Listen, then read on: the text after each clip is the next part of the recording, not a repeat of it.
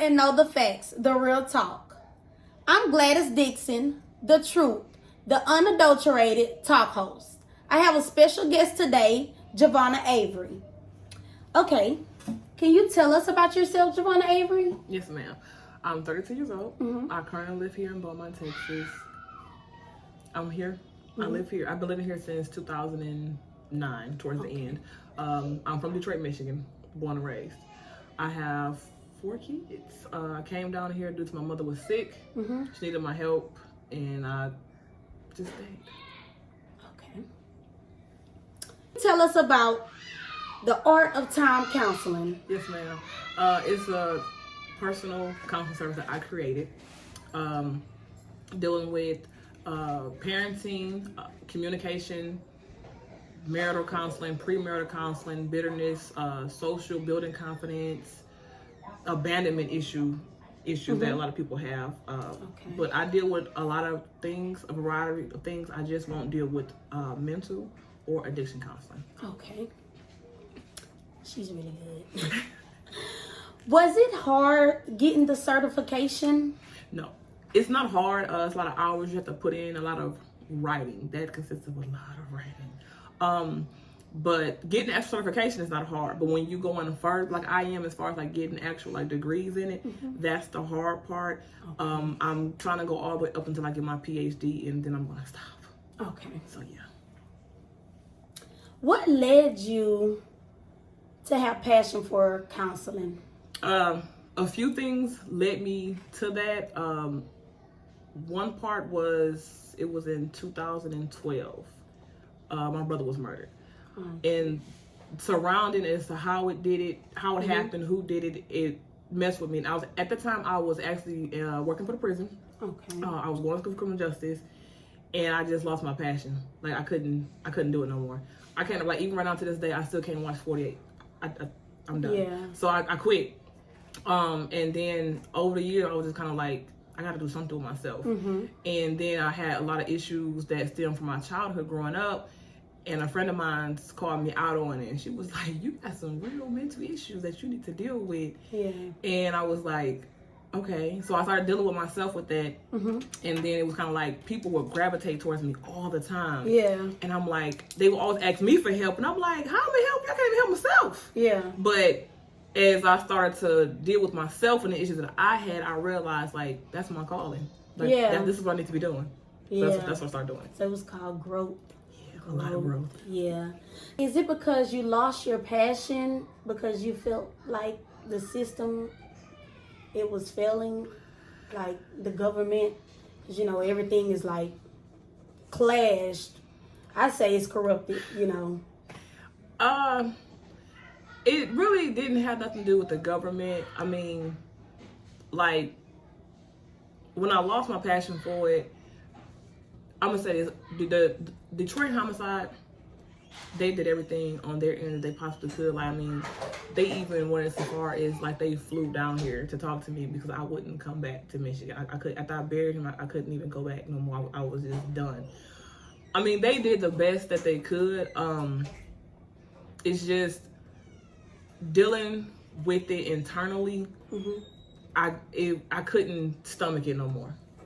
I was done with everything surrounding that. Like, I don't even really go to funerals. Like, I have to make myself go to funerals. Like, if I go to a funeral, I got love for you. I'm not even gonna lie to you. Yeah. But I couldn't stomach it no more. And then to know, like, how it happened, and it was just the whole surrounding thing of it, and the people that were affiliated with it. It kind of just took me, and it was like, I can't do this no more. Like, I gotta find something else. And at the time, I didn't have nothing that I was interested in doing. I've been wanting to do that for years. Like, that's what I wanted to do. Yeah. And I just was like, I just threw my hands up, and I just had to walk away for me mentally, because mentally I was a wreck after that. Like, for me, so, I couldn't do it. For that reason, do you think you have mental issues? I'm gonna say honestly, I think everybody on this earth has a little bit of that. I don't care who you are, because you go through something. And I can't tell you how to internalize what you went through. Right. Only you can do that. Right. But what I can help you do is come out of that and not be your own worst enemy. That's what I'm here for, is to help you and guide you through it. At the time, I had someone that was helping me with it. course, she couldn't totally understand what I was going through because you can't fully understand a person unless you walk their walk. Right. Period, point blank. Yeah. You know, so I had to do some soul switching to myself, and that's really when I started opening up and started going to like church. Cause I'm like, something's gonna break in me if I don't fix it. I'm gonna go crazy. Like even my father was like terrified because he would call me. I would just be up and like crying and just tripping. And he was like, "You too far away with them kids, and I can't help you. I need you to pull it together for me. You got me scared." Yeah. And like when he told me that, I'm like, okay, Daddy, you're right. Yeah. You're right. Yeah. And I'm like, I got to start fixing some things. So I started working on me. Before you can be good for anybody, I don't care who it is, you have to be good for yourself. Right. You have to go home, live with yourself. You have to look in the mirror at yourself. You have to deal with you. You would be a wreck if you're dealing with other people and you're not at 100%. Right. And it's hard to get at 100% and then to stay there because stuff still arise and occur and it makes you think about the past and be like little triggers, but you have to have it in you and a confidence like, I got this. Yeah. We're not doing this. Yeah. So, Yes. So that's why she will be a perfect counselor for whoever need this, because she will listen. She will hear you out. So Jayvonna, can you now say that you found self-love? Yes. Didn't have many years. And that even stemmed from growing up as a kid and the issues that I dealt with not having a stable environment. I didn't feel that nobody loved me. So I felt I dealt with the alone issue for many, many years. I just broke out of that, I'm going to say a couple of years ago. It's recent that I just broke out of the alone feeling. Like even though you have people around you, like I have my kids for instance, I know they love me, but I still felt alone. Yeah. And then the different things I dealt with relationships, like with their father and different things and fighting and just stuff that you shouldn't have to deal with. Right. I didn't have that in me. But now I love myself so much. Yeah. We ain't doing this. You give me a problem. Oh, you have a good day. I'm not arguing with you. Right. I'm not going toe to toe with you. It's okay. Well, thank you for talking. Talk at you later. You be blessed now. Yes, go about your business. Positive vibes. Exactly. If you can't come positive, you gotta go. Yes. I don't have time for it no more. Life is too short. And one thing I always tell people, time is precious. That's the most precious thing that I have, and I'm not gonna give it to you if you don't appreciate it, because I can't get it back. Right. And this the point I'm gonna get mad. Yeah. So we're not doing this. Perfect. Get at her. Art of Time Counselor. Tell us about your childhood, because I want the viewers to know that they can relate to you, and you also can relate to them on the situations that they're going through. Okay. Well, growing up, it was a rocky environment. My mother, she wasn't there. I didn't have that. People go home and they got their mama and they like, hey, we get to go out on outings. Yeah. And I didn't have that. She was out. She battled with drug addiction basically my whole life until I got a grown woman. She couldn't even be there with me to even help when it came to the female things, like dealing with cycles and different things like that. Thankfully, I did have my father for it. That he helped me. It was a little weird, but he helped me. But hey, he got done. But yeah, like I mean, me and my siblings, like we were tossed around over the years. Like having a stable environment. Like I know for a fact when I got to school, I got somewhere to go. We didn't have that. Being able to make sure, like every night I know for a fact I'm finna eat. We didn't have that. It was just all over the place. It was crazy. It was barely in school. I mean, we got to fight for everything we got. I mean, it was like a wide variety of different things. Just like not suitable for a kid. And I always felt with some of my family was like, how can you say you love us, but then you allowed us to go through this with her? You knew she had an issue, so why not take us? You know what I'm saying? The station had to step in and remove, like, we're not, no. Yeah. But you love us. Right. Like, nah. So, I mean, it's a lot. Like, it goes so deep. Like, my mother doesn't even know, well, she'll know soon, but she doesn't even know that as a kid that I was touched. Yeah. But you wouldn't know that because you wasn't there. Right. You know what I'm saying? So it's kind of like, I don't want that for my kids. Like, my kids, I'm so hard on them because I know where I came from. We're not going back. Yeah. They don't know what it is to go hungry or not have a stable environment, clean clothes, and look presentable, look decent. they have no idea what the struggle is. And I tell them all the time, like, be thankful. Yeah. Where I came from, I shouldn't be the mother that I am right now because society expects me not to be that. So you should be very blessed, you know. But, I mean, my brothers have always been my rock. And that's why I have the relationship that I have with them. Because even when we were separated, like, they would call, hey, sis, I love you, or I need this, need that. I'm gonna make it happen. I'm coming. I don't care if I got to the bus. I'm coming. You know, so like I always make sure that we stayed together. I always make sure I seen them. We spent time together. And they knew that no matter if nobody else love you, family I love matters. You. I got you. You know, so I mean, it matters. It totally matters. Yeah. Can you tell us a little about why you don't deal with mental and drug addictions?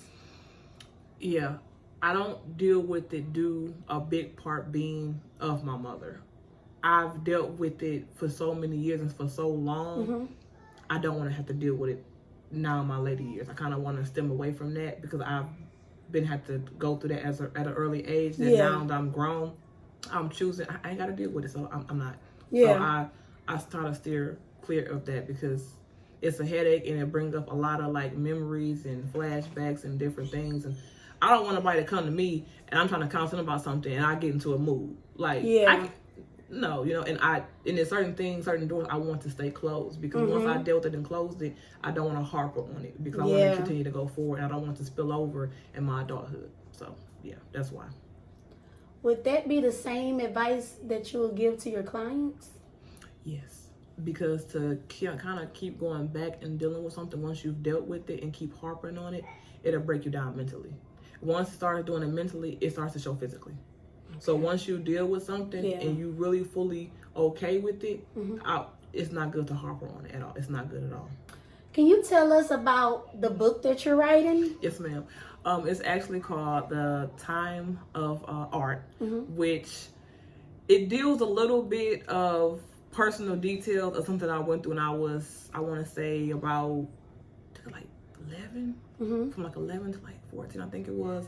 I was staying with an uncle and me and him didn't get along. We was all over the place. And it also gives detail as to why for many years I didn't believe that there was actually a God. Because I was in my mind like, there's no way you can tell me God exists.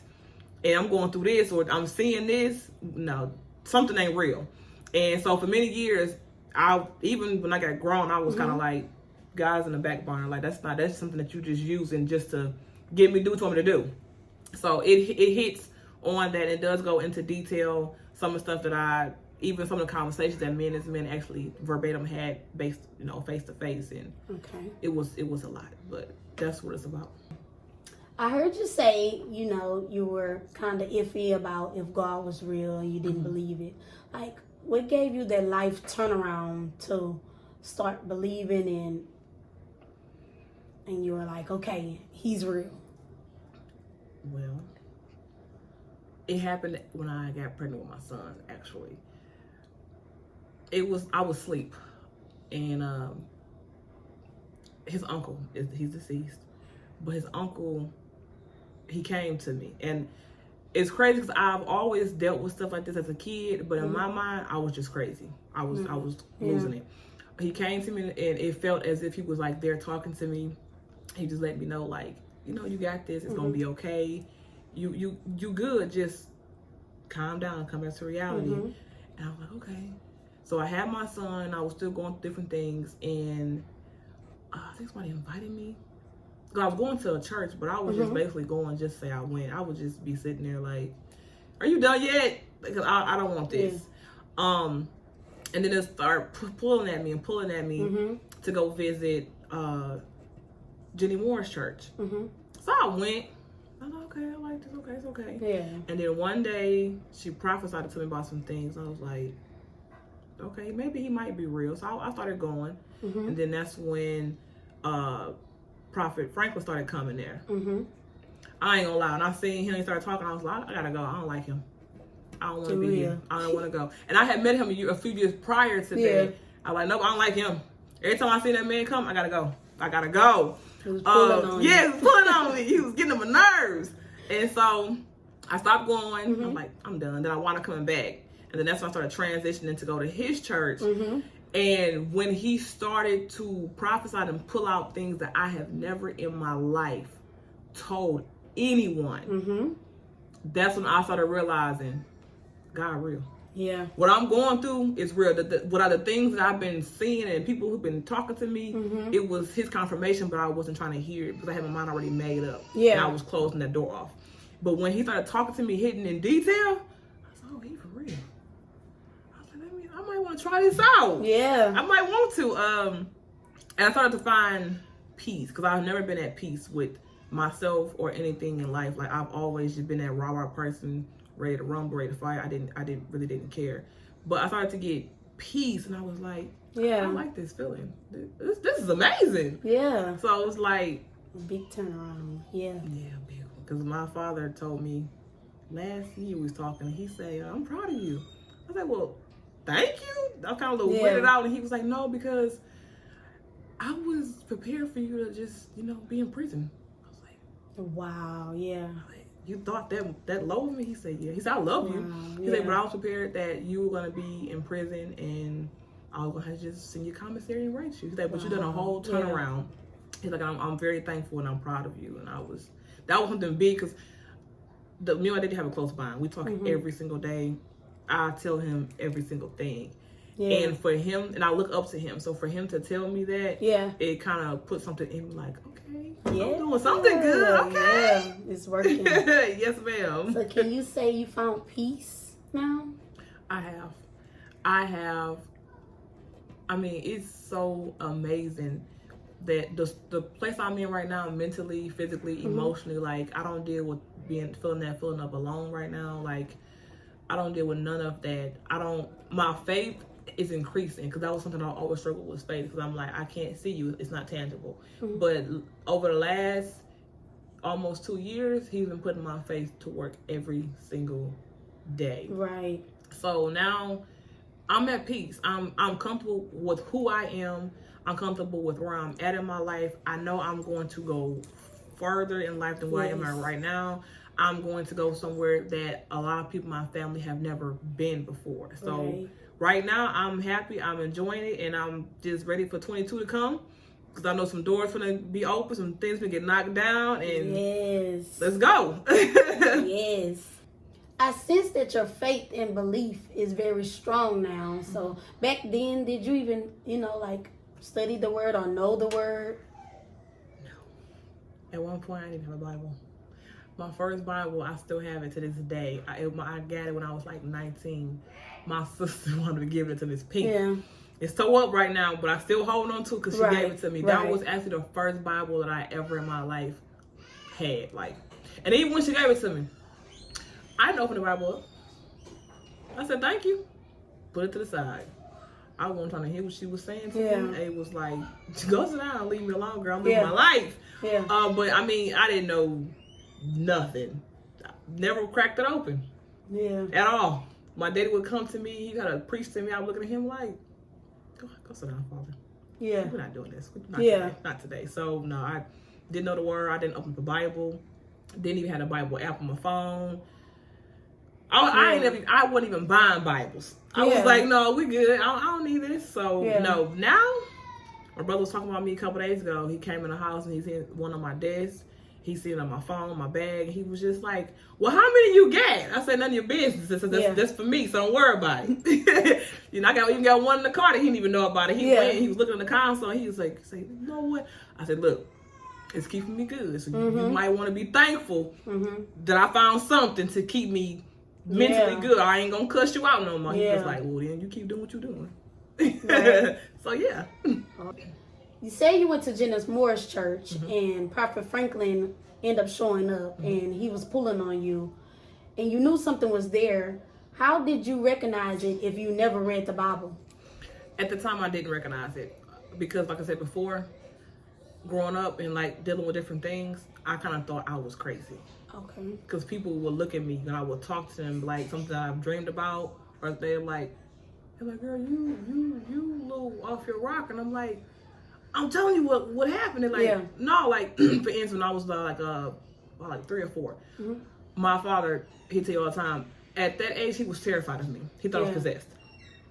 he said I was like talking to like different things, like different, I guess like different spirits or whatever you want to say. He said I was talking, but he said he didn't see anybody. He said you was holding a full conversation.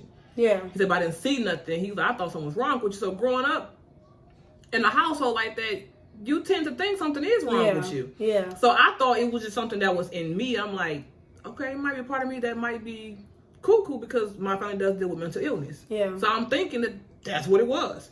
And as I started to be under Prophet Franklin, that's when I realized, okay, all these years you wasn't crazy. Like, you really had something in you that God was trying to pull out, but I didn't have no one around me to guide me through it, to talk me through it. Everybody always used to shut it down and say, you crazy.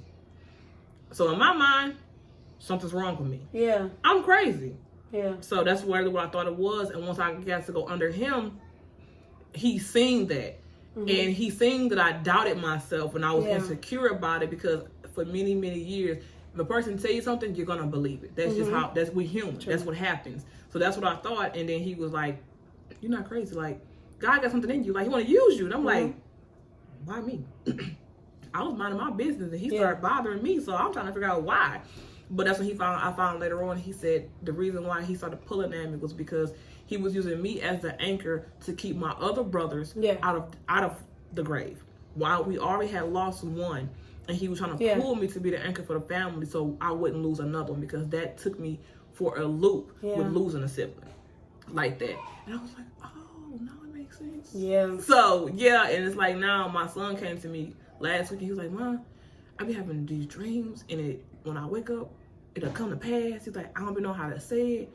And now I told him, I said, well, you're not crazy because back then I was told you crazy. Yeah. But now I say, no. I said, it's a spiritual walk. I said, if you remember, Prophet told you that you were a prophet and that you will definitely do great things. I say, that's God pulling at you. I say, I tell you in church all the time, can we set up, pay attention. We here for a reason. We're not here just for fun. I guarantee you we're not here for fun. Right. I said, it's the reason why I'm telling you that so you can be helped and guided to go where you need to go and you won't feel that you're crazy because you're not crazy. He's using you. I need you to open up and receive it so you'll be fine. Perfect. So, now you're under Prophet William Franklin, and that's my cousin. He used to, pack me to church and pray over me, and, basically what fell on him fell on me. So I do believe, he is called. He's called. He has the word to help people, and God do hear him out, and he speaks through him. And the vision fell on me, because I am walking into a calling prophetess. Sometimes I don't know how to cope it because it is hard. It is. And I know it's a lot you have to give up, Yes. Sometimes you have to be in the zone. I know he cuts off friends and he gets your attention. He does. So that's the part that I'm still getting at. So I believe and I understand what you're saying. But now, do you have the belief that everything is on the go? Like, your life is okay because God is guiding you? I do now. And where I'm at now, I can honestly say this is the happiest I've ever been in my life. Like, I'm at peace. Right. I'm just ready for what's coming next. Like, I'm kind of anxious. I wish he would just go ahead and just let everything come and let me know, but he won't do that. But I'm just ready for the next journey, the next door. I'm ready to see my kids grow up, to see the call that he has on their life and what he's going to use them for. Yeah. I'm ready. Yes, it's exciting. I heard you say, your dad had hit you up and was like, he's so excited you transitioned your life. He thought you were really going to be locked up or in jail or, even worse. That felt amazing. I mean, it kind of threw me for a loop when he said that because I never knew he felt like that about me. Yeah. But I mean, I did put him through a lot. And looking back on it, I feel bad, and I did apologize to him. Yeah. It was a couple of months ago. Like, I finally called him. I was like, Daddy, you know what? I said, I appreciate everything you ever done and said to me. I said, I know I was a headache, and I'm sorry. And I just want you to know that I love you and that I really, really appreciate you because most parents wouldn't have done it. And I felt bad because he got the bad end of it because by the time I got placed back with him, I had already been through so much that it was kind of like, you can't tell what to do. Yeah. I'm already screwed up. I'm not doing this. Yeah. So I kind of felt bad, but, Yeah. and I know I did torture that man a lot growing up as a kid, but I'm thankful that he didn't give up on me. Yeah. And when he said that to me, that was just the confirmation, like, okay, I'm good now. You got I'm making it. I'm making it. I have broke records that's never been broken before, so now I'm good. So I felt amazing. Awesome. Because I'm telling you, whenever you get into somebody's church and find that church home, yep, it do transition your life. So it does. It makes you stronger. So basically, that's like her testimony. So you guys, it's very interesting because, it digs deeper from where it started and how it ended. Yes, ma'am. So, and I have a special gift for you today. Okay. Yes.